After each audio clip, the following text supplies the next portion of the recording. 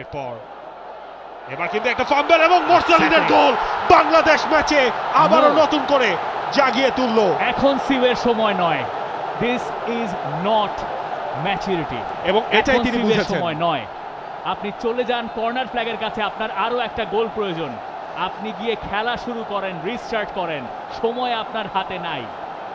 মোরসালিন একটু দেরিতে হলেও সেটা রিয়েলাইজ করতে পেরেছেন। সময় অবশ্য আছে, ফুটবলে অদ্ভুত সব ঘটনা ঘটে। বাংলাদেশ যেভাবে খেলেছে তাতে 3-1 স্কোর লাইন, পিছিয়ে পড়া বড্ড বেমানান, কিন্তু ফুটবল ইজ ক্রুয়েল।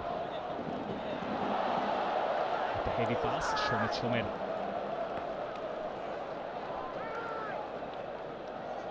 মনমরা সাইড বেঞ্চ বাংলাদেশের। সমিত সোম সেকেন্ড হাফে নেমে খুব বেশি বলের সাপ্লাই পেয়েছেন, ঘটনাটা তেমন নয়, কিন্তু তিনি জানেন কি করতে হবে।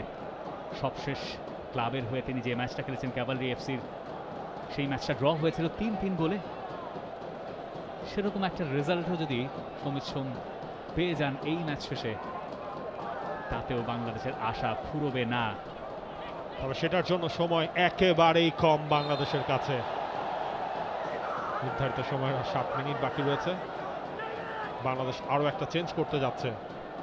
তপু বর্মন তিনি মাঠে নামছেন, ইনজুরিতে যার আজকের ম্যাচটা খেলা হয়নি।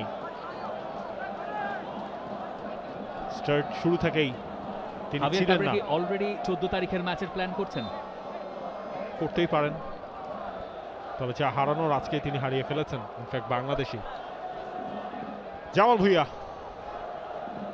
ঘুরে ফিরে আসে সেই সল্ট লেক, এমন একটা পজিশন থেকে জামালের ফ্রি কিক, সাদুদ্দিনের গোল।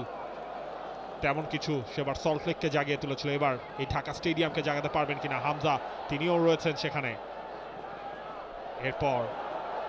এবার কিন্তু একটা ফাম্বল এবং মোরসালিনের গোল বাংলাদেশ ম্যাচে আবারও নতুন করে জাগিয়ে তুললো। এখন সিওয়ের সময় নয়, দিস ইজ নট ম্যাচুরিটি, এবং এটাই তিনি বুঝেছেন। সময় নয়, আপনি চলে যান কর্নার ফ্ল্যাগের কাছে, আপনার আরো একটা গোল প্রয়োজন, আপনি গিয়ে খেলা শুরু করেন, রিস্টার্ট করেন, সময় আপনার হাতে নাই।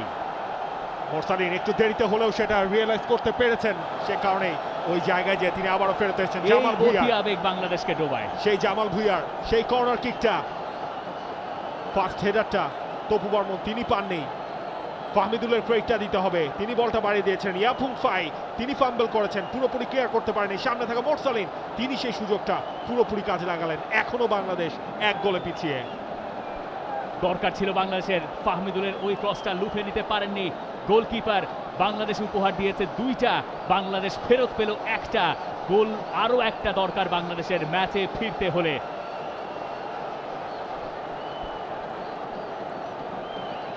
এখন যেটা হচ্ছে অ্যাকচুয়ালি বাংলাদেশ অলরেডি কিন্তু তপুর সাবস্টিটিউশন কার্ডটা 4th অফিসিয়ালকে দিয়ে দিয়েছে, এবং 4th অফিসিয়াল কিন্তু সেই কার্ডটা রেডি করেছেন।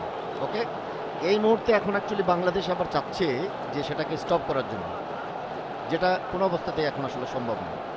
এবং সেখানে তারিক কাজীর বদলে মাঠে নামলেন তপু বর্মন। ডিফেন্সিভ চেঞ্জটা হয়েছে বাংলাদেশকে, সেটা হয়তো সেট পিসে কিছুটা সাহায্য করতে পারে। তপু বর্মনের গোল করার অভ্যাস আছে।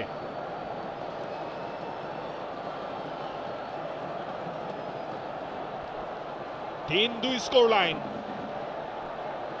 বলছিলাম সল্ট লেকের সেই মেমোরিটা জামাল পারফেক্ট সেট পিস দিয়ে ফেরাতে পারবেন কিনা। আপনার মনে থাকার কথা, সেই ম্যাচেও গুরপ্রীত সিং একটা ভুল করেছিলেন, এই ম্যাচেও গোলকিপার সেই ভুলটা করেছেন। সেই ম্যাচে বাংলাদেশ ছিল লিডে, বাংলাদেশ এই ম্যাচে এখনো পিছিয়ে রয়েছে।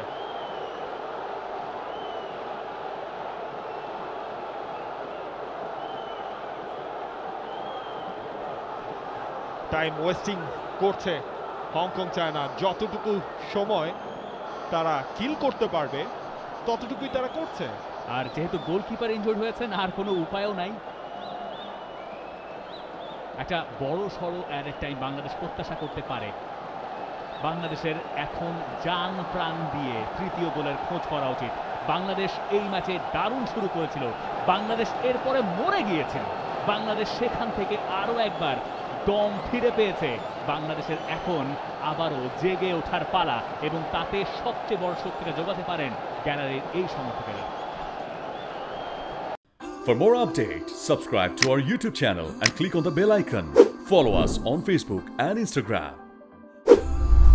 Download T-Sports app to enjoy exciting games and highlights.